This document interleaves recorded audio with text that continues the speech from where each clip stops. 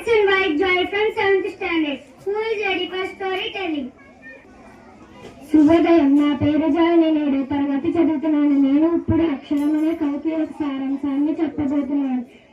కవి ఎలా చెప్తున్నాడు: నేను బాగా చదువుకుని ప్రపంచాన్ని మరింత మరుగులుపుతాను అన్న ఆశ నా గుండె చప్పుడయింది. నేను ఇప్పుడు కళ్ళు మూసినా తెలిసిన అక్షరాలే కనిపిస్తుంటాయి. నేను బాగా చదువుకుని ప్రపంచాన్ని మరింత మరుగులుపుతాను.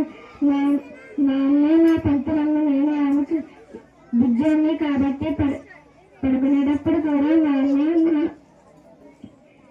కొనేటప్పుడు అసలు ఆ రోజు నా ముందు పెట్టిన అన్ని వస్తువులు వదిలేసాను. ఎర్రని కలం పట్టుకొని అమ్మ కోసం బాగా చదువుకొని అమ్మకి తీరుస్తాను. అమ్మను గుర్తు చేసుకుంటూ అన్నం ప్రేమ తెలిపే అక్షరంగా మారుతాను. Thank you. Interesting as well as good.